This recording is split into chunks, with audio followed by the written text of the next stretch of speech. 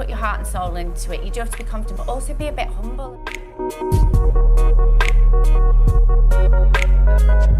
It is hard. If you want it, you do it. Quality over everything. I will not compromise. I think having a good network of mentors and other businesses is so invaluable. Good afternoon, everybody. Welcome to today's event, which is Empowered Women. I'm your host for the afternoon. My name is Paul Cheetham. For those of you that don't know who I am, I was the founder of Sejulo, where you are today. We're a firm of accountants and forensic accountants. And what we really do is we work with entrepreneurial businesses, entrepreneurs themselves, and we grow businesses, nurture them and deal make on their behalf. So if you don't know what we do, that's what we're here for. As a result of that, we do everything you'd expect, so corporate finance, wealth management, tax advisory work, and bank funding for growth of businesses. So that's what we do. We've got an office here, which you're in today. We have an office on Deansgate in Manchester, and we have a small satellite office in London. So that's us. Today, how it's going to work, we're very fortunate, as I said just a second ago, to work with many entrepreneurs, and many of them tend to and happen to be female. And we've got 4 of them here today. So the way today's going to work is I'm going to do a short introduction to our guests. After that, I'm going to do a short one-to-one Q&A, so you find out a little bit more of each of them, 5 or 10 minutes. And then after that, I'm going to create some discussion points, which we'll all have a chat about. And then we're going to open it up to the audience. So in about 45 minutes or so, we will open it up for questions. They've said they'll answer any questions. No, nothing's bad, so get your questions ready. Don't be shy. We do want you to participate, and so that's how it's going to work today. So short introductions. First of all, I'm going to start at this end. So we have Seema Malhotra from Forever Unique. We have Rachel Parfitt from R&R Agency. We have Sophie Whittam from Fight Label Inc. And we have Holly Moore from Make Events. So can we just give them all a round of applause, please?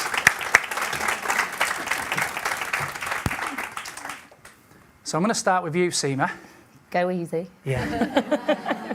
So first of all, you run Forever Unique with your husband, Sandeep, who's here somewhere. In fact, there he is. Yeah. How did you get into that? How did you get into the brand? Was you in clothing first of all, and then how did Forever Unique come about? I studied fashion, that's what I did, and Sandeep's parents, you could call them glorified market traders. Yeah. So, yeah, we've always been in the fashion industry. So 25 years ago, we started with a tiny little showroom in the heart of Manchester, where we would travel, me and Sandeep, twice a week to London in a battered old white van, not very glamorous. And yeah, we'd go to loads of factories that would manufacture for store groups, and I would buy the overmakes or the discontinued styles, bring them back and sell them to market traders, which we probably got a good couple of years out of, if I'm honest. Yeah. But competition became more fierce. Our profit margins dropped, so it's what could we do next? So for me, the next thing was we went to Paris, heart of fashion, and we became a distributor for 2 brands that are in Selfridges now, Sandro and Marge. I don't know if you've heard of them. And for me, that was the beginning of that hunger of wanting to do fashion, because that opened a massive door to get into independent boutiques and department stores. And to be honest, that's where I think our journey started, because we were distributors for a couple of years, but again, Louis Vuitton bought the distribution rights, so that was taken away from us. And at the time, absolutely gutted, because I felt like we'd found something. It was taken away, but really it was probably, for me, the best thing that ever happened, because it was at that point that I realised that my husband, I think he's the business brains, he had the determination. You're the looks. I'm the looks. I have that creative eye. But together, that's our force. That's where our partnership began. Yeah.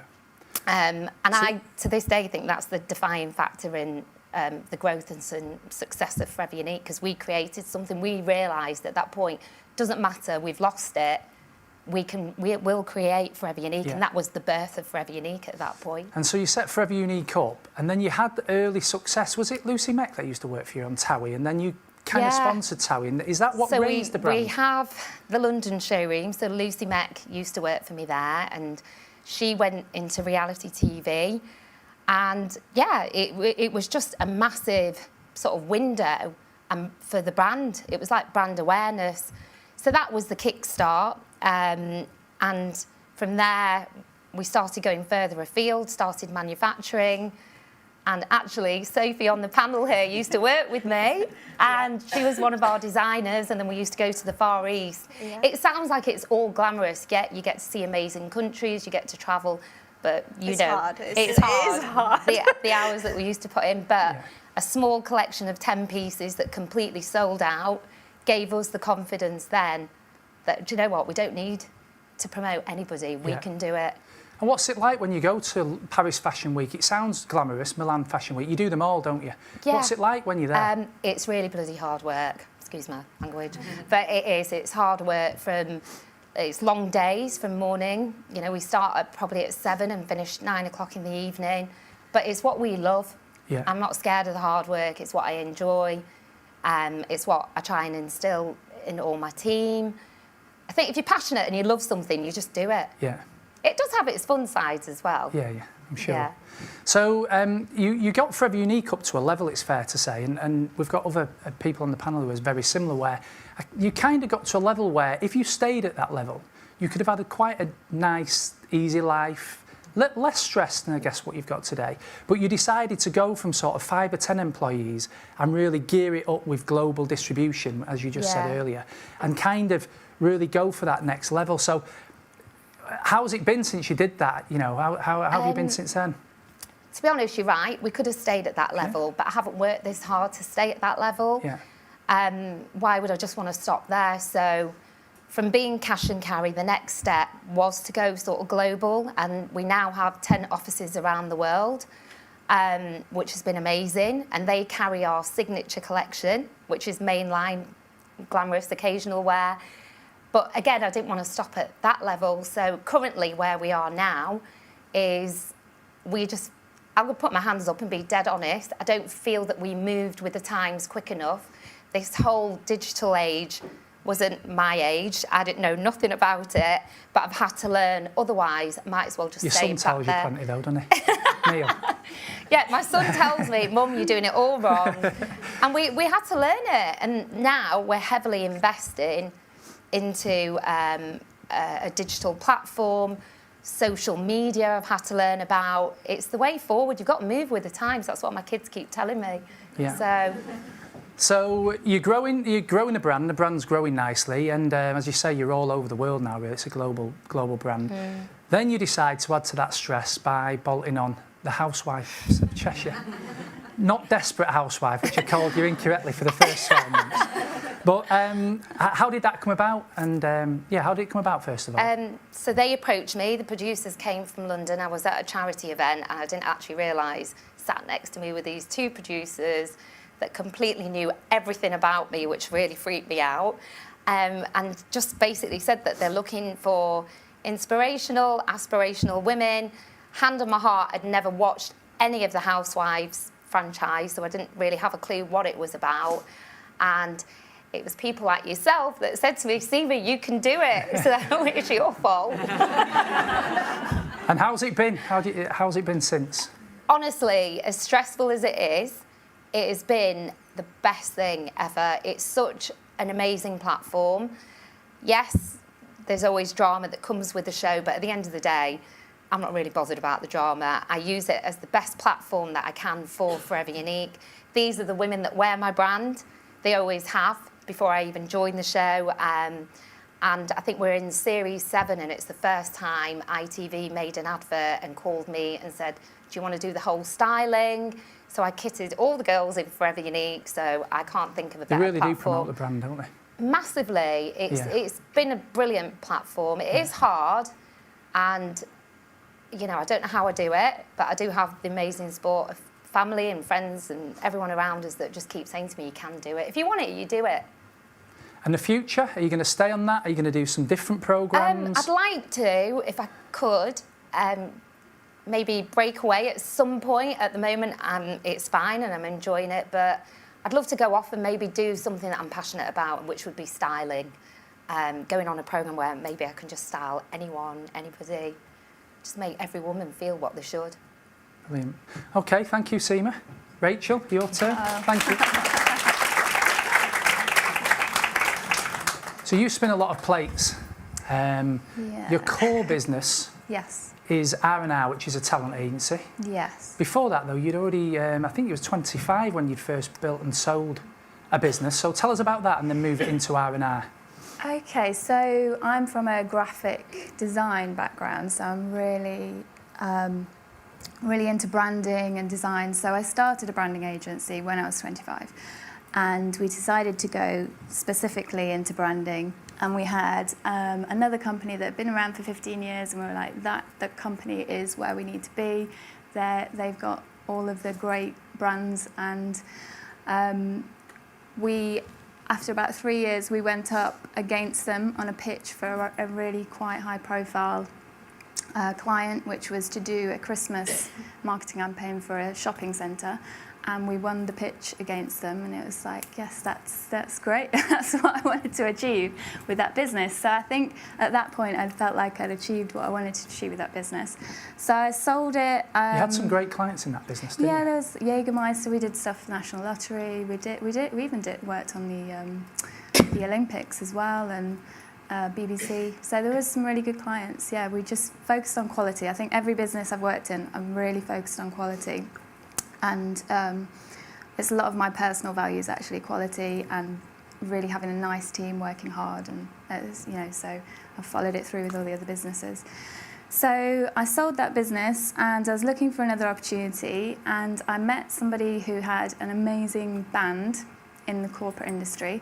They had a management company that just weren't working, and they were knocking heads constantly. They had 10 gigs booked in for that year, and he was considering going back to a day job, and I was like, let me give it a go. I know branding, I know marketing, I've got a bit of business background, and we bought out of the contract with this management company, and in that year we managed to get 72 gigs booked into the full year. So other bands were like, can you do the same for me? And other clients were like, do you have any other bands? And it just organically grew into an entertainment agency. And one of the things that I think is different, one of your USPs, I think, is that you put bands together. So yes, you've got an agency where there's an existing musician or band, but you actually put bands together specifically. So how does that work? I don't like to ever have anything that's it's not like X Factor where it's all the rejects, is it? Where you how do no, I really don't like X Factor. No, but how do you do that? How do you put them together? So we've just got an amazing network of so many super talented musicians. So they'll be on tour with like The Script or Kylie even. We've got a few that's with Kylie and all sorts of these major artists, but they're in the background. They never really get their recognition. But they are so amazingly talented. So we see gaps in the market. We go, okay, we're creating an 11-piece band right now, a really high-profile one. So we've styled them all black and white. They look really cool. And we've just got all these musicians, put them together, branded them, gave them a name, did a promo video, and yeah, so that is exclusive to us. So I like to have something that's different. There are entertainment agencies out there, so we have to show how we're different. So in ways of, we do a lot of little extra touches.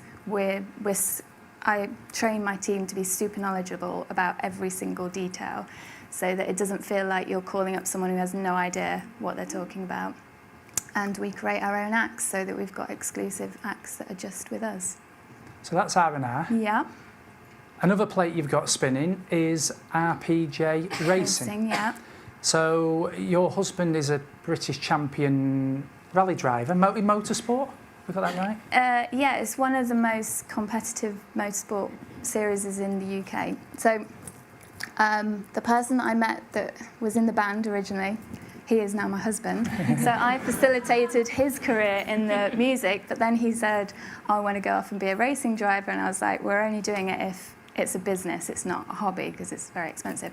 So over the last sort of 4 years, we've had a plan of where he wants to get to.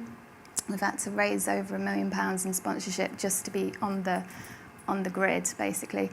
And he was the first person to ever be British GT4 and GT3 champion in a Bentley. So we've succeeded very well. He's doing the driving, but you really are doing everything to get the car on the road, I guess, aren't you? And you work with some huge brands on that. Yeah, like we got some really brands. good sponsors actually. Stubart sponsored 1 year, and going into a pitch meeting and saying, you know, can you give me 150,000 and all you get is a logo on a car is like, it's a difficult conversation to have. Yeah. But every year we had to raise that sort of money to get the car on the grid, and then we do a lot of extra things. So we took a lot of things out of F1, and again, it's the quality and the extra little bits. So we organised a launch event in Berkeley Square in London where everybody came along and the car was parked in the middle of London, stopped traffic, etc. And we used to take them on guided tours in the garage so they feel part of it. So there was a lot of extras to get the value out of the sponsorship, basically. Amongst all this, you're doing the Goldman Sachs course. I did the think Goldman you've just Sachs. finished. I did it last year, actually. Oh, okay. Yeah, I'd highly recommend it. It was really, really good. What is it? I've heard of it, but I actually don't know what it is myself. It's part of Oxford University as well, and I think Leeds University, because I did a residential here in Leeds, a 3-day residential. So they do it twice a year. They pick 60 businesses, and you all go along, and it's a 3-month course where they go through every single part of your business, and at the end of it, you are presenting a growth plan for the next 3 years. So I found it hugely, that it was amazing, all the information I got, because, you know, I didn't go to university. I've never been taught business. I've just done business. So it was really nice to actually find out about how to actually do it properly. And then you all stay in contact, I guess, and was it good for connections? That's one of the best things about it, I think, because I've got such an amazing network. So we were all split up into groups of 5, and we still meet every couple of months, and we all know each other's businesses really well, so we can say, oh, this happened, how do I deal with this? And it's just, I think having people around you, a good network of mentors and other businesses is so invaluable, something that I've learned over the last 2 years, which is, So it's highly recommended? Oh, highly recommended. Okay, that's Rachel, everybody.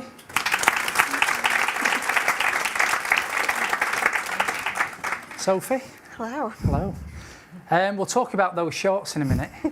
Yes. Before we talk about those, how did you use, is it figure skating? Figure skating, yeah. Yeah, talk to us about that and how... Yeah, how far back do we go? I guess I was a figure skater from age 4 till I think I was 18 when I hung them up for good, and that was it. They have been on since, but I've not dabbled in the competitive world since.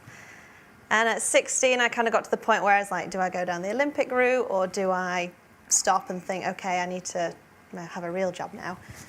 So I left school at 16 and went into fashion college, and that was where it taught me everything that I knew, and that kind of took me on the path, and I kind of figured out where I wanted to be. And kind of obviously with the figure skating and the fashion, it was always like a dream. Like I would always design my skating costumes for competition, and it was like that whole girl's dream to design a pink sparkly dress, which, you know, is everything. And as soon as I learnt to sew at fashion college, that was it. I started like making dresses for like my friends that I'd skated with, and it was always kind of just on the side. I had other jobs, and one of my first jobs was working for Seema as a designer way back. And then, I kind of took the plunge and left what was my dream job with Seema to go and do the costumes full time, which was a bit of a risk because, I don't know, I didn't know how many people wanted to buy these things. It's a very niche it's a very niche sport. I kind of went for it, and then it just took off, and we were doing costumes for like the Olympic figure skaters and then all the dancing on ice stuff. And I was 16 kind of when I started making them, as soon as I learned to sew, which before I had no interest in it. But then as soon as I'd been taught, and I found it like the easiest thing in the world, I just thought, this is a no-brainer here. So after I'd kind of got to the point where I'd kitted out like European Olympic figure skaters in it, I kind of thought, well, you know, where do we go? Like ice skating's not a hugely scalable business. I kind of dabbled in a training wear line, which was more sportswear based, which it was okay, but it wasn't, I'd had a business partner, it wasn't a great experience, but a big big eye-opener. And then You went for a night out. One day it wasn't really a night out. It was more. So one of my But this is a clients, great story of how it's the right time. It's the right time, the right place. It is completely But you that. also took advantage of that opportunity. I did. And you've just run with it ever since. I never expected it. So what happened? One of my ice skating clients, her stepdad, he puts on like evening with Anthony Joshua, evening with Amir Khan, and he said, "Oh, I'm doing one really near your house. I'd just done his stepdaughter's skating dress. He's like, why don't you come along?" He says, you know, there'll be some ring girls there, which kind of was my first dabble into the boxing world. So I'd done like ring girl costumes for Matchroom Boxing, Sky Sports, all those things. So there's some ring girls there. And he said, you know, come along, you can just sit and watch, there's a dinner. So I'm sat in the corner, minding my own business. And someone comes up to me and they're like, oh, can I have a word with you outside? I was like, okay. So I followed him outside. He's like, oh, why are you sat on your own? Like, come and sit with us. I was like, no, I'm fine. I'm just watching. And then 20 minutes pass, someone else comes and asks me. And he's like, no, come and sit with us. Like, we don't want you just sat in the corner on your own. So I was like, all right. So I followed him across the room and ended up sat on the table. It was all Amir's family and friends table. And then after Amir had finished all his kind of questions and answers, a bit like we're sat here now, he came down and got chatting. I think he had other ideas, but he said, what do you do? And I said, oh, I'm a designer. And his brain quickly switched and he was like, oh, you should design me some shorts. And I was like, okay, you know, I've never thought, you kind of just go, yeah, and then you don't think anything of it. And then 3 days later, I got a phone call and I was like, hello. And he's like, oh, hi, it's Amir. And I was like, Amir? He's like, Amir Khan. And I was like, oh, hi. He said, I'm serious. I want you to design me like something totally different, like out of this world. So I was like, okay. I thought he is serious now. So he said, you've got my business manager's number. Like, take a couple of weeks, then come up to the gym and let's see what you've got. So I was like, okay. So off I went, designed, Googling boxing shorts, thinking, what am I doing? Got no idea. Winged it, went up with all these designs. Sat down, Amir's there, his dad, his business manager, his brother, his uncle, his sister, they were all there, and there was me. And I got all these designs out on the table, and his business manager just took one look. Nobody said a word, and I was just thinking, oh no, this has gone horrendously wrong. I don't know what I'm doing. And he went, you can make these. And I was like, yeah. He said, I want you to make them all. So I went back on my domestic sewing machines that made ice skating dresses, thinking, right, okay, we'll have a go. And then that was it. Amir drip fed them in training camp in San Francisco. He like styled it we did like t-shirts, he matched it with boots, it all looked great. And his business manager said to me, he's like, you need to think of a name for this because it's going to grow. And I kind of just was like, no. So I kind of thought of a name, and then it came to do the actual fight shorts, and one of Amir's sponsors made, and they had the rights for 24 karat gold material. So Amir was like, this is my sponsor, they're going to send you the material. So I was like, okay. It's kind of taken the design element straight out of it. I was like, okay, I'll do what I'm told. So this fabric comes, and it's like this piece of fabric that's all, I'm on the phone, I'm like, I can't use this, it's all cut up, it's no good. They're like, do you know how much that piece of fabric cost? And I was like, okay. So he's like, at trade to them, it was like well over £5,000 with it. I'm not kidding, it was this big. So I'm there shaking, like cutting it with the scissors, and then made these shorts. And they were like the world's most expensive boxing shorts like ever seen, and Amir wore them. And literally the minute he told the press about these shorts, my phone just was like ringing off the hook, interview after interview, and it kind of just blew it up. And that was kind of me born into boxing out of nowhere. And that was about 4 years ago, I think. Just 4 years ago. As of November, it'll be 4 years in November. And since then, the people that I've called are like Floyd Mayweather. They're the top. Yeah, it's gone from 0 to 100 really quick. Yeah. You know, kind of not knowing anything. I mean, when I first started it, somebody said to me that, oh, you won't be making ice skating dresses in a year. And I was deeply offended. I was like, I've started this since and literally within 6 months, that was it. I wasn't doing any. It was boxing from morning till night every day. And you do almost all the world champions, the major ones, don't you? Yeah, we make for like Floyd Mayweather, Anthony Joshua, Amir Khan, Carl Frampton, Mikey Garcia, you name it. Like every we make for probably the top 1% of the world's. And movies now. And Bruno Mars, you made some shots. I've seen them. Yeah, doing something else with Bruno at the moment, which is quite exciting. But yeah, there's kind of movies. Creed first Creed, the like Rocky film with Michael B. Jordan, we did the movie wardrobe for the fight scenes for that, and then Creed 2's out in November, and we've done all the fight wardrobe for that, and I've been out there with the filming with Michael B. Jordan and you're in Sylvester, and I'm in the film briefly. Not intentional.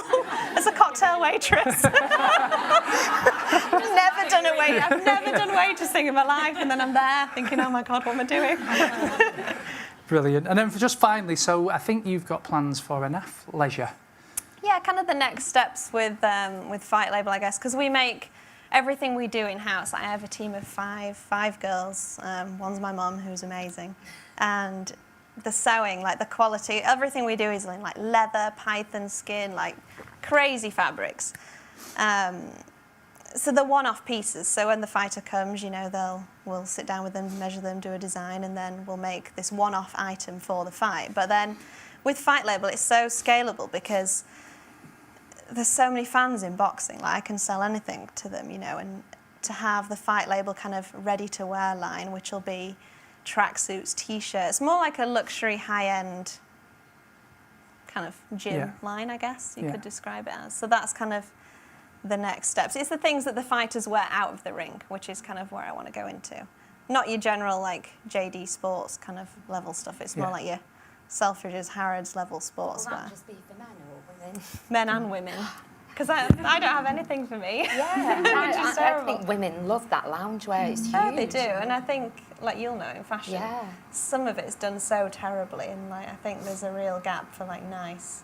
I mean, fast fashion is just killing. It's killing it. The market, like it's. I think there's, like you said as well, quality over everything. Like I will not compromise. You know, there's other people that make boxing shorts, but when you've set yourself with this elite level of client and you're kind of like the Louis Vuitton of the boxing short world, you know, it resonates with them. And if I then bring out a product which is a JD Sports level stuff, it doesn't fit in. So it's kind of gearing your business to keep it going on the right track. Like people say, oh, you could sell hundreds and hundreds of pairs of shorts to like amateur fighters. And I'm like, well, I don't want to diffuse from what I know. Yeah, sure. No. So that's kind of where we're going. So that's Sophie, everybody.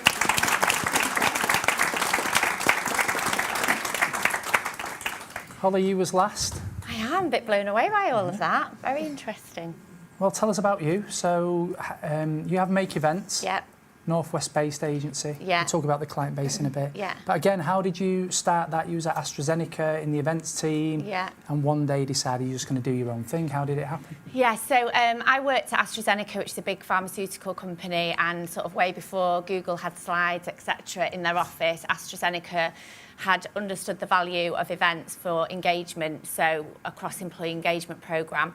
So I was there 4 years. I'd been in my previous job, which was hospitality, for 9 years. And during that time had started with, recovered from quite serious mental illness. So when I got well, when I was still at AstraZeneca, it was suddenly like, oh my God, the blinkers are off and this is what life is like. And hadn't probably realised that had tinkered away ever since I was little. So as soon as I was well, it was kind of like, I was bypassed for promotion at AstraZeneca, and I just decided something that I would have normally just nodded my head and cracked on with. I decided I wouldn't because I'd gone through so much and I just thought I can do this. So I left my job of 4 years with nothing to go to, which sounds like madness, but I wasn't on a particularly great salary, so I didn't have those kind of golden handcuffs, I guess, around me.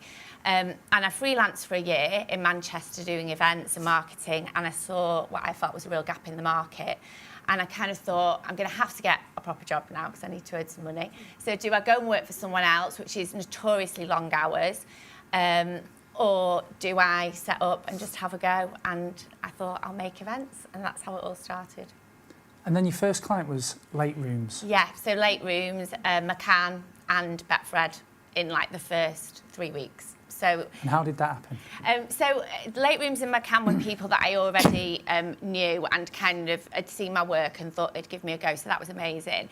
And Betfred was, so I don't know how well known he is in Leeds, but Fred Doan, that owns Betfred, is at the time I think was the top, like richest guy in the Northwest, basically. Yeah. And the Lowry Hotel recommended me, because I knew the girls in the office, to him, and turned up at his house. Thought I knew it was for his 70th birthday.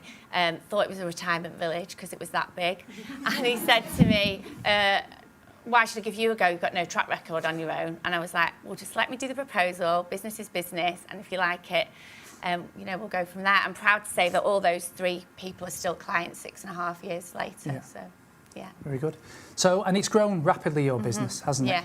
Yeah. And similar to for the Forever Unique story, Yeah. you got to a stage where you could quite easily have I wouldn't say a stress-free life in events, Yeah. but you could have a relatively nice life with, you know, with just less stress. But you've decided again to reinvest and go for much further growth. So how's that been? Why did you make that decision for a start? And then what have the challenges been? I think we got to a point about 2 years ago where we were doing a mix of corporate parties and private parties, but the brand was confused and people didn't quite. We were doing like events in Dubai for Kellogg's, but our brand reflected parties and things like that. So we went out. Any people with their own small business, we decided to rebrand, which we were going to do in-house. And then I heard a talk, and it was this guy talking about branding. It was your customer's truth is your truth. So it doesn't really matter what you perceive your customers thinking. What they are thinking is what they think of your brand. And it just prompted me to go out to market, and we rebranded with an agency. And we decided to take the private party side out of it, which was a massive risk because it represented about 40% of the business at that time. I still do private parties 6 a year that I can fit in, but Make Events became a fully corporate agency with brand values, with a strategy which the team absolutely like live and breathe every day. And as soon as we launched the like new brand, I mean, last year we had like 131% growth. And when you're getting clients calling you and the opportunities are there, I don't know how you could stop. I wouldn't be able, like Seema said, I wouldn't be able to stop because, you know, how lucky are we that we're getting to work with these emerging and these big brands. And I think that's when we just thought, let's go for it and, yeah, make this into a proper business. And there's now almost, I think you had 5 like a year ago, now there's almost 20. Yeah, blame you for that because you told me I needed to get Getting a lot of blame around Your it. fault, actually. If it goes right, whose fault will it be? Probably not mine. Yeah, and I think with the events model, a lot of people stay small because they'll keep a core of contracted staff and then have freelancers. Yeah. But for me, for everyone to live and breathe that brand, they needed to be working for me, fully invested. And your favourite event that you've done? Was that the Dubai one? Yeah, so I'd say the first international event we did for Kellogg's, we had to find an unusual venue. We found a private island in Dubai, and I think we were about 3.5 years old then. And just to stand and see this sea of like Make Events T-shirts looking over the palm in Dubai was a bit of a pinch me moment. It was amazing. Yeah. Favourite artist you've worked with? I know you two ladies do a lot of work together. For a Yeah, start, we don't do. One Highly of my ex recommend. at Holly's event last night. Yes, so- Rick, okay. Rachel's husband, I saw at one this morning on leaving a You're stage. looking fresh. You're looking fresh. Favourite act, Kylie Minogue. So, just really quickly, have been obsessed with Kylie Minogue since I was about 10 years old, and I've got scrapbooks and wrote in one of my goal-setting books, I will meet Kylie Minogue. And then a client, we pitched her for an event, and she did the event for us. So that was again struck that off my goals list, and yeah. Very good. And she signed my scrapbook. Goals hit, goals achieved. Yeah. So, and the future plans for you for Make Events, what do they look like? So this year's been a massive infrastructure year with sort of doubling the recruitment and the growth, setting it up really so that Manchester is like a head office almost. We've just recruited someone from Leeds. So the idea is once by the end of this year, kind of the infrastructure's right, that we'll have satellite sort of teams in Leeds, Birmingham, London, because we are doing it, like we were in Harrogate last night, we are doing events across the country. We just need a base in each area. Great. This is Holly.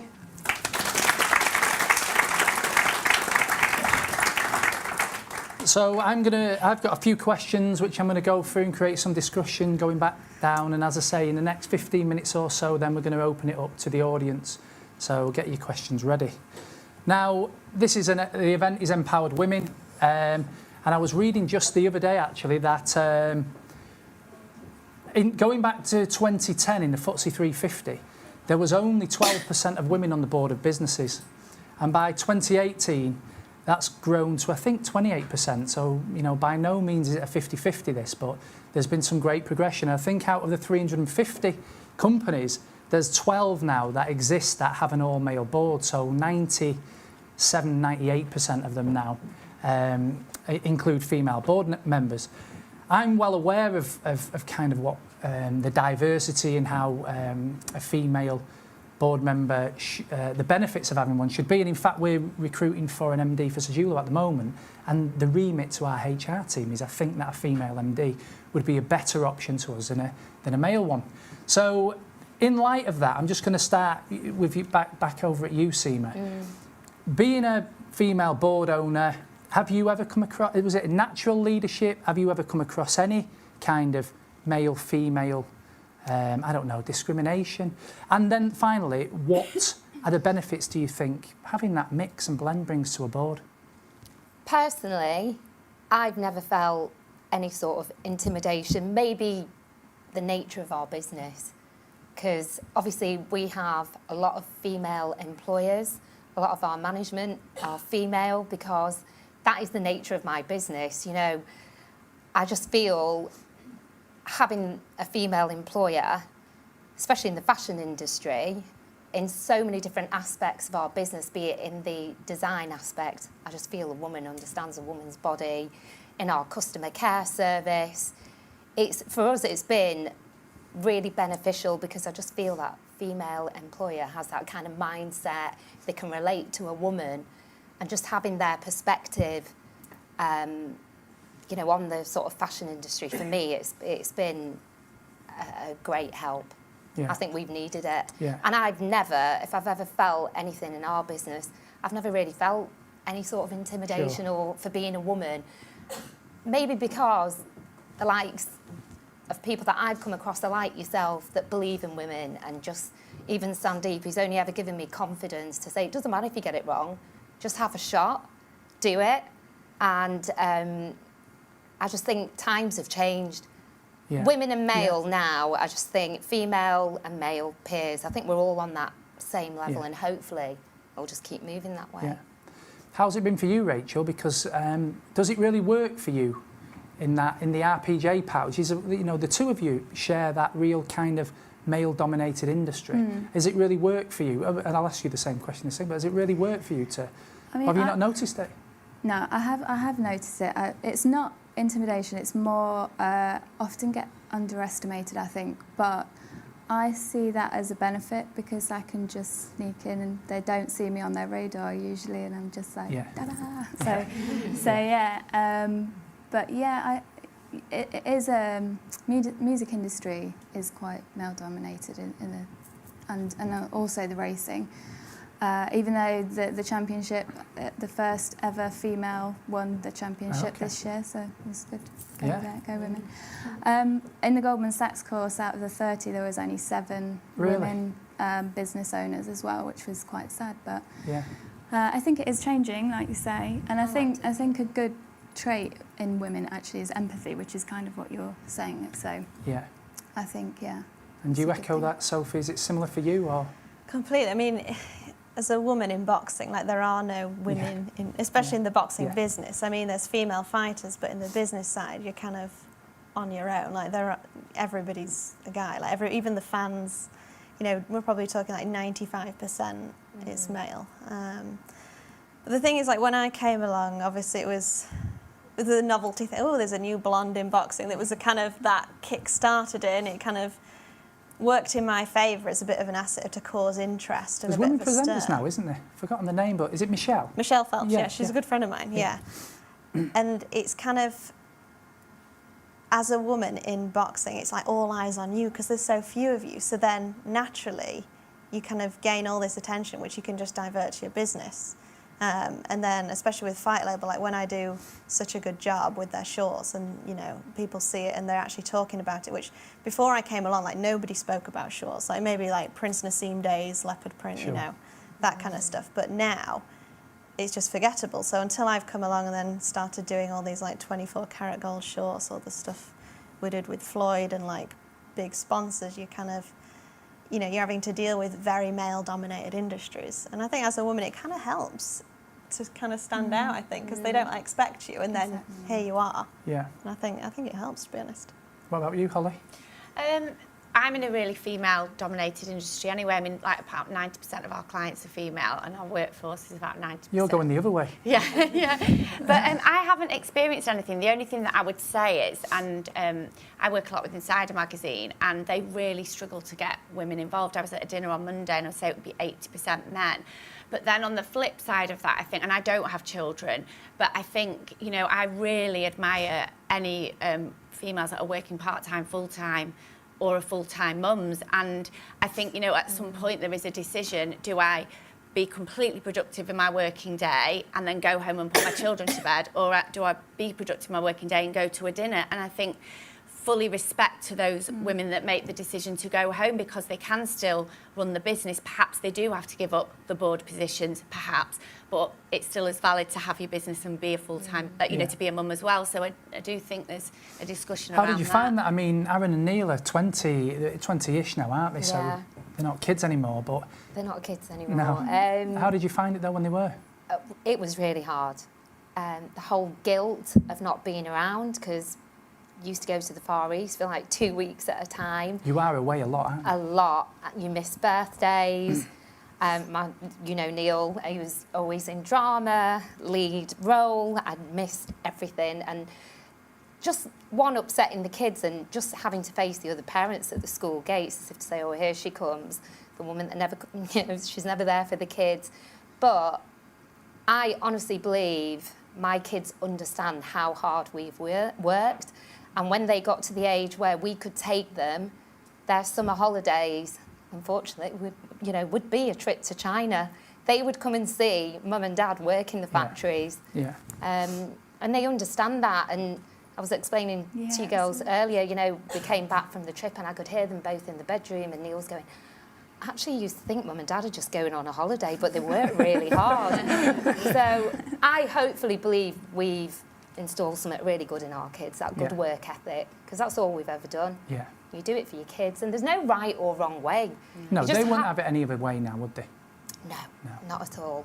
Yeah. Okay.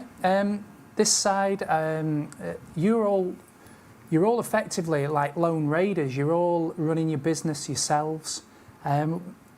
You obviously run yours with Sandeep. We'll come on to that in a second. What are the positives? And I'll go this way round now. So, Holly, what are the positives, negatives, I guess, about running a business on your own? Well, I think,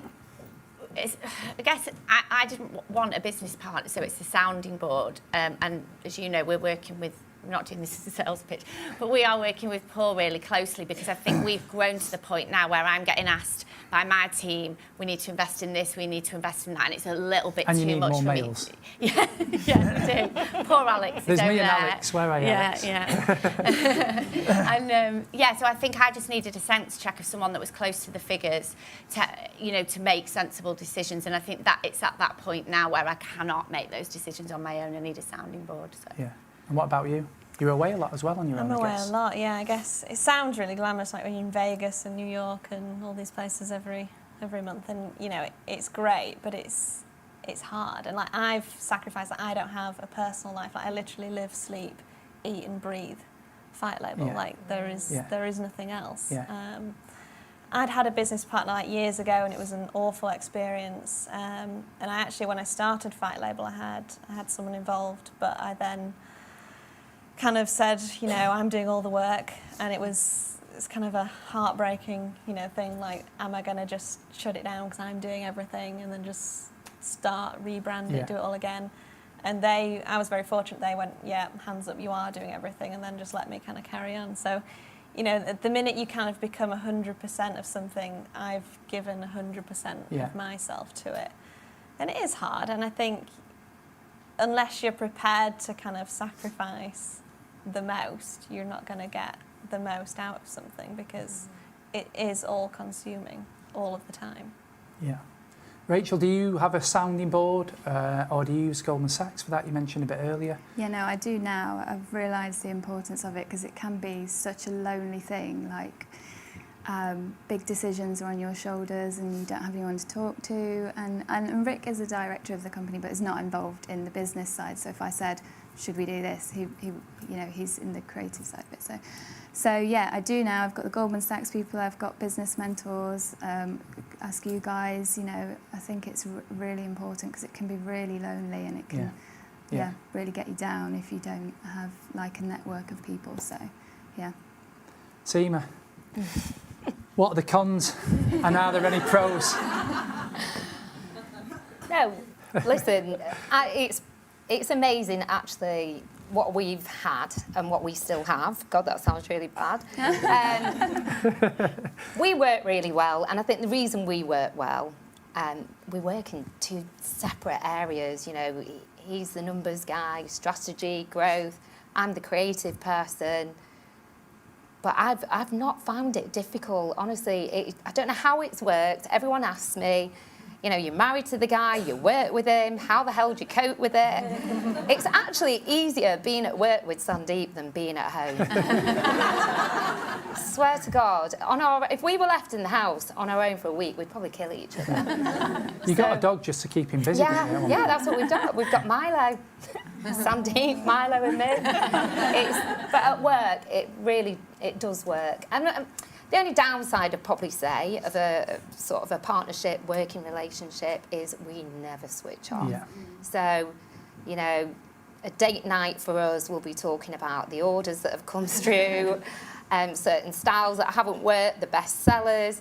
We never switch off, but we're going to start to switch off from today. From today. And then, from a work-life balance perspective, how do you manage that? What things do you do to manage that? Do you know what? At the moment, such a struggle. I don't know how we even get through every week. The years seem to be going quicker.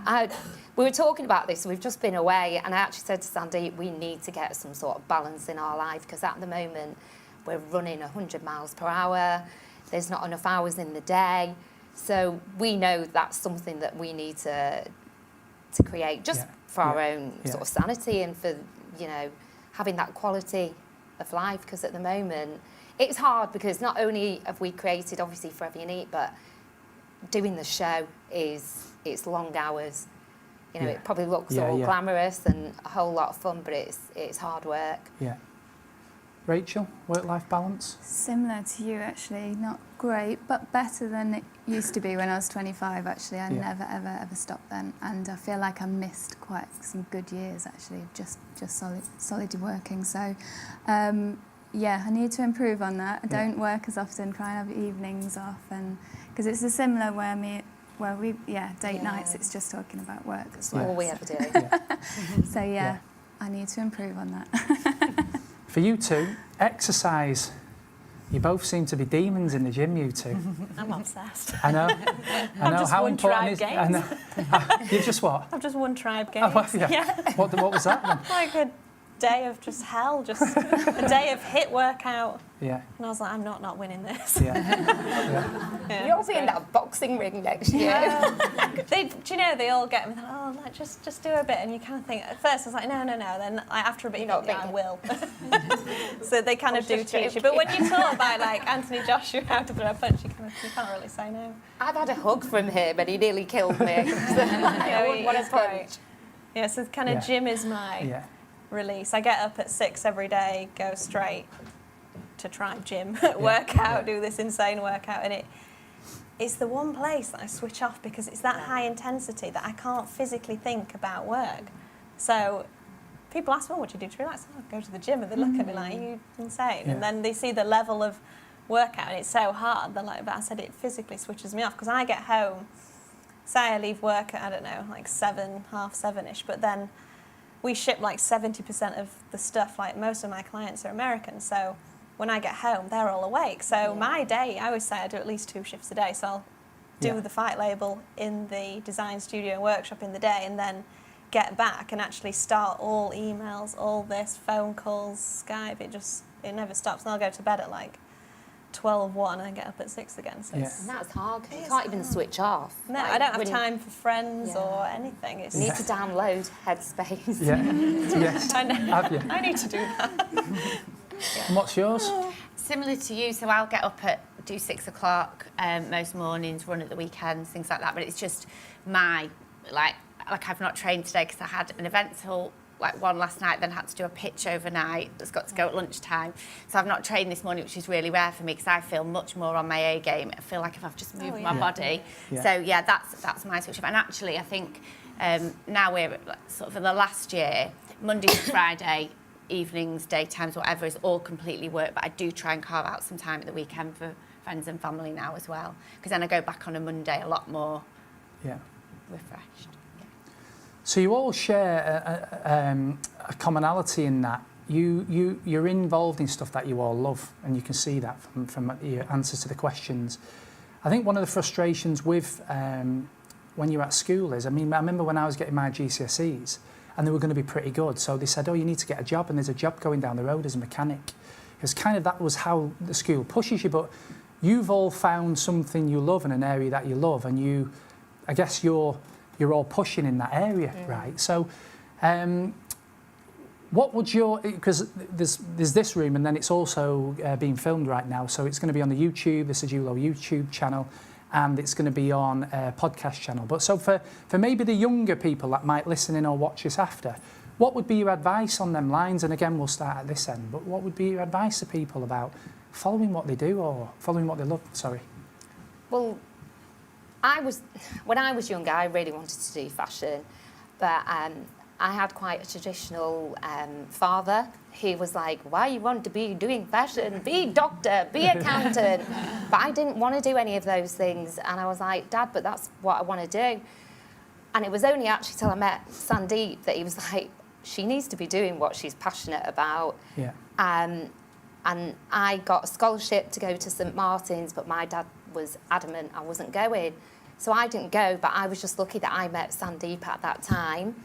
And I never gave up. Like, it was all I wanted to do. So I think if it's something that you are so passionate about and you have that dream, you can do it. Work hard, but think smart. And just to have that courage, don't give up. Honestly, because I at one point was like, right, well, if I can't do fashion, I'm not doing anything. Yeah. Because that's what I want to do. And I didn't give up, and I just believed in myself, and luckily met someone who believed in me and gave me that chance. Yeah. It can happen. Yeah. Rachel, do you always think you was going to be in entertainment? No, not at all. I didn't ever think I'd be in the music industry. I always knew that I wanted to own my own business. I didn't want to work for anybody. But I didn't really know what in or what to do. So my path, I went to uni, that didn't really work for me. I ended up accidentally being a holiday rep in Benidorm, which is a crazy situation. I've had lots of I think my advice is to definitely work hard and follow your passion, but also when you're young, don't stress too much if you don't know exactly what you want to do, because it wasn't till, I was 23, 20 to 25 that I know what I want to do. And I think it's kind of good sometimes also to being a holiday rep in Benidorm definitely taught me a lot. It was apparently it's the hardest resort because people pay hardly anything and expect the world. So I learnt a lot from that, and I'm glad I did it. So don't stress too much about achieving things straight away. And I guess when you was 5 years old, you always dreamed of being in boxing, making shorts. Yes. Do you know my dream job? I guess I had my dream job, which was working for Seema, designing prom dresses was everything. But it is difficult. I think when you're 14 and you're at school and what do you want to do? And for me, I was like Seema, just passionate about fashion, and they don't really teach fashion at school. There's art and textiles and stuff. There's not really that. You kind of have to find your own way with that. And I left school at 16 to go to fashion college, but when I was at school, although I wasn't there all the time because I was training figure skating, but I was straight A-star A GCSE, and they were like, oh, you should stay on and go to university and be super academic, but I just wasn't interested. And I think it's the interest, if you can, it's a blessing to make a living out of something you love, but if you can just follow your interest and you know, I dissected. I knew where I wanted to be, and then kind of backtracked. I knew the dream was, you know, whether it was making figure skating costumes or making a living out of something you've produced, and then figuring out how to get there. So I figured the quickest way was leave school, do this particular course, and then I just gained work experience. Like I left school at 16 and had a little fashion boutique, and I was going to the wholesalers in Manchester. I used to come buying at like 16. It's pure coincidence, Yeah, this, by the way, isn't it? This wasn't It's planned. So yeah, I think if you can just channel everything that you love into something, I mean, I'm a believer that if you do that, something will come of it. Like a kind of living proof of that, I guess. And you love events. Yes, I love it. Going to them, organising them. I think what I would say, a little bit like Rachel, is that, you know, I didn't really know what I wanted to do. I knew I wanted to do something to make a difference. I loved customer service. I just love looking after people. I wanted to have a coffee shop like Daphne in Neighbours. But I didn't start my business until I was 35. Genuinely. I really like Daphne. Wasn't she? I loved her. I, you know, 6.5 years ago, I was earning, 20 grand a year. I've now got a multi-million, business with 16 staff, and, to what? If statistics are to be believed that 25% of people in the room have suffered with mental health, don't think that you can't achieve, because I started my business at 35, and, I'm a massive believer in goal setting and writing things down and planning and visualising them, and you can achieve at whatever age you want to. It's not too late if you still don't know at the moment what you want to do. Brilliant. Right, last question for me, then I'm going to open it up. One more question then, and that is, just quickly, we'll go this way round. There might be some people sat here right now that are thinking, I can do this better than where I'm working. There's better ways of doing it. I'm banging my head against a brick wall speaking to the management and the boss. Should I go alone and do it? What's the advice? And we'll start this way with you. Weigh up the risk, and if you can handle the worst that can happen, do it. Yeah, I think you have to go with, I'm firm, if you know in your gut that that's what's right, then you have to just push for it. I think just don't hold back. To be honest, I think they've said it. Yeah, exactly. Weigh up the risks, I think, is quite important, though. I don't think everybody should just go leave their jobs tomorrow. But if you really want to do it and you know you can do it, then go for it. Absolutely. Yeah. We definitely have taken so many risks, but calculated risks. So I think that's the way forward. Yeah. But you've got to take them risks, because you're never going to know if you don't do it. There's no regrets, is there? There's no regrets. No. I hate actually saying regrets, or oh, I failed at this. So what if you failed? Yeah, it's them failures that I think have made us believe that, even now to this day, I'm working 10 times harder. Yeah. Because I've still yet to succeed. Yeah. I still don't feel I've done it. Yeah. I think that is the attitude of an entrepreneur as well. It is no regrets, isn't it? Yeah. Every day is a learning day. Everything that happens to you is an opportunity, and I think that's the mindset. Very often. Okay, Alicia is over there. She's got the mic, so if you put your hands up with any questions, and then she will find you and ask away. So put your hands up with questions, please.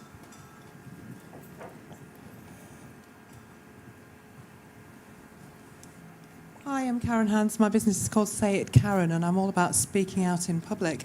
But I'm really interested because there's always been this mindset among women that we do it for ourselves, but how much are we pulling up the ladder the next generation? What are you each doing to help other women to succeed? Well, I think talking at something like this, look at the audience, it's predominantly female, and I think mentoring back the younger team and people that ask for help and say, can I have a conversation with you about something I'll try and do. I'll just add to that. It was funny when we put I can't remember who it was, I said, well, you put an event out on Leeds Business Week, and I was thinking what to do, and then we came up with this. And I'm not going to say who it was, but we spoke to some people and they said, oh, you'll have a real problem getting people at that event. And it was the quickest tickets we ever sold. We could have sold this event again and again and again. We had to put a stop on it. And so it was interesting that people from this area was like, you were going to really struggle to fill that event. And 100% out of all the events we've done in Leeds and Manchester, this was the quickest to kind of get take up and sell out. Wow. Anybody else got anything to add? Or I've got an all-female team as well. It wasn't intended to be that way. It's just everybody, when it came to the interview process, you know, they got to the top. So, and they're quite a young team, and we've got one of our values is succeed together. So it's more of a team, all of us, you know, constantly being developed as well and mentored. So yeah, and I think working in fashion is like it's a female-dominated thing, especially like on our side with the couture sewing. Like it's a dying art. Like not many people sew anymore. Like I really struggle to find staff. Like it's impossible. And your work is so intricate. It's very intricate, and you know, to take people on and train them up, like they have to really want it, because once you've invested all that time into somebody, you know, you want them to stay, and you don't want them to then go off and then start their own business. like you did. Yeah. It's fine, I'm all for us women. Teamwork. Who's next? Hi, it's Eleanor from Translation Laboratory. So I think there's this perception that if a woman is passionate and driven and maybe quite outspoken, that she can be perceived as maybe slightly cold or basically a bitch.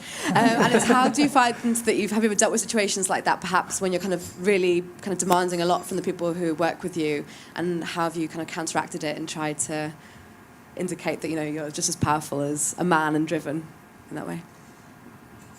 I've never actually, I'd hope to think anyone would think that I've ever come across like that.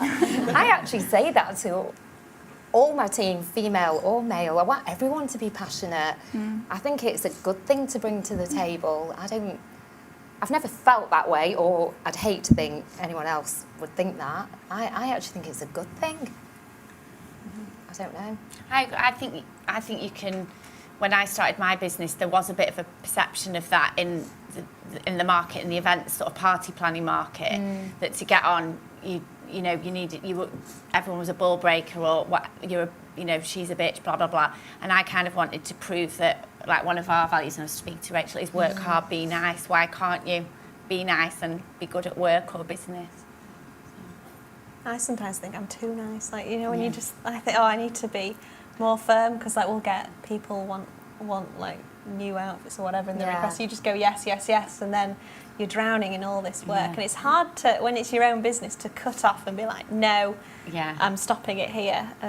You do kind of, I'm guilty of just being overly generous and too nice. I'm trying to be not a bitch, but just have a little bit more kind of power in that sense. So in our business, I'm probably the bitch. He's really nice. Because he's very understanding, whereas I just want it, and I'm like, let's just do it and do it now. So yeah, I'm probably the boss bitch. To be politically correct, it's good cop, bad cop. You need that. That's what I was going to say. And what about yourself, Rachel? Have you got a similar? I think probably I am told that I'm too nice sometimes, but I think developing a leadership style, you don't have to be an angry bitch sort of person to get places. You can just be nice, like you say, and motivate people to do things rather than be like standing over them saying you have to do this. So, but in terms of, I don't know whether you were comparing it to how like men see, you do come across women who are trying, and it is quite sad that they do see women that are being like that as, you know, trying. Yeah, exactly. But I don't believe you have to be like that. So I think, be nice. And it's everybody's different leadership styles, basically, isn't it, really? You see it on things like The Apprentice, don't you? And it's like a desperate kind of way to control a situation. And I don't think it's natural. Like, nobody wants to be like that. And I think I'm always just myself. And I think my team relate to me like that because, I'm nice to them. You get the best out of them. And I think it promotes a good vibe in like your working environment. If somebody's stomping around, you're not going to be wanting to work with them. Hi, I'm Georgia. I'm from Yorkshire Bank, but I suppose this question is specifically me as a working parent, a working mother. this event's called Empowering Women, and I just wondered what each of you in your own businesses, or if you haven't yet faced the issue, you know, when it comes about, what would you do to empower returning mothers to work? Because certainly when I was came back from maternity leave, I had very little support from the company I worked with at the time, and it took me a couple of years to actually get back to my A game, as it were, and over 40% of mothers who return to work end up leaving the profession they've worked in because of that lack of empowerment. So I wondered what advice you have for that. We've sorry. Good question. No, go on. No. He was so nice. I think I'm the nice boss. Go on. I've got someone who's got a 3-year-old, so she is not returning to work because when she was with us, she'd already got a 3-year-old, and I think it's just. I think being a mother is the hardest job, much harder than the job that I'm doing. I think it's so hard. So, it's understanding that is another job. And, you know, she'll often say that her boy's sick, and, you know, it's just being understanding that there is, you know, a bigger priority there. But also I feel like not necessarily treating them as a mother in the office. Like Maria, who works for me, has got so many skills, and you know, I don't want the whole being a mother to define her, and she's just amazing at the job she does. So, yeah. I was just going to say the same, really. It's all about understanding, and being a mother myself, I know how hard and difficult it is. And we've had several members of staff that have gone away, had a baby, and they're all back on board. It's just being there and showing that support to them, really. Yeah, I have she's like my main seamstress, Sarah. She's worked for me for 5-6 years now. She came voluntary, and then when she was heavily pregnant, she went, I just need to do something. And she loves sewing, so she just came. I was doing the ice skating dresses then, and then she went off, had the baby, came back and went, right, we make boxing shorts now. She was like, okay. And so she's kind of adapted, and, you know, she'll have problems with her. She's got 2 kids now. And like if one of them's sick, or, you know, yesterday she said to me, oh, Georgia's got a puppet show at school, but I can't go. And I said, well, just ask me. Like, you know, you can't miss out on those things. Like, I sacrifice so much of my own personal life, and I'm not even a mother, and I'd hate for my staff to miss out on their children growing up. Like, it would just not be fair.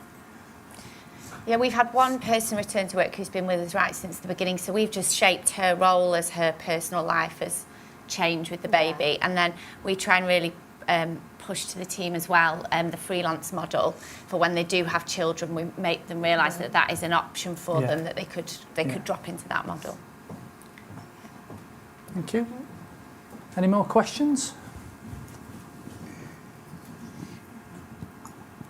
Hi, I'm Becky Wood from B Events. I've just set up my own event management business. So for you, Holly, if that's okay. I googled you last night. I was going to say. When I saw you on the guest list. Yeah. So I just wondered. I've just left a job of 12 years. Yeah. So it's quite scary to do that. Yeah. So I'm kind of 2 months in. Yeah. So what advice? Going back to your Betfred pitch. Yeah. I've just got the opportunity to pitch for a really big proposition already. So it's what advice would you give for someone doing their first big high-level pitch? Do you know what? I remember when I got that one and I hadn't twigged who he was, and I got home and I was like, oh, Betfred, it's actual Betfred, that's who it is. And the budget was bigger than anything I'd ever worked with before. At the time, my husband said to me, but you've done events, it's just a bigger budget, you can do it. And I think you do have to put your heart and soul into it. You do have to be confident, but also be a bit humble and I don't know if they know how long you've been going. Right. But, you know, I don't think there's actually anything sometimes wrong with actually explaining and how much it would mean to you to get it, because it could mean so much more to you than a bigger agency it would be like a small thing in the pile where it would be there for you. Yeah. And I think one thing that I did right in the beginning was spoke to all our suppliers, one of what was sat over there doing all the sound, and said, look, I haven't got a track record on my own, but if you can give me pictures of your events that I can use, I absolutely promise you'll get all the work. And we're 6.5 years down the line now, I'll never forget that. So you could pull on some of your support network for that, and if you want to drop me an email, me to have a look at it for you, I'd be more than happy. Thank you. Okay, that's the end of the event then. I don't know, I hope you've enjoyed the event. I don't know what you think about it, but I think the guests we've had today have been amazing. To get all these people in one room at a time, I think it's Some of them were nervous beforehand, but I think they've all been amazing. So thank you for coming. And thank you for turning up. Hope you've had a good event. Keep in contact with us because there's plenty more of these events coming up through Sejulo in Manchester. The event will actually be shown on YouTube on our Sejulo channel, and there's a podcast coming out, Taking Care of Business, in about 2 weeks, so you'll have it all on there. You're welcome to have more drinks, stay around. I'm sure everybody will be mingling for a while if you want to ask them any questions. And other than that, thank you for coming and have a great weekend. Thank you.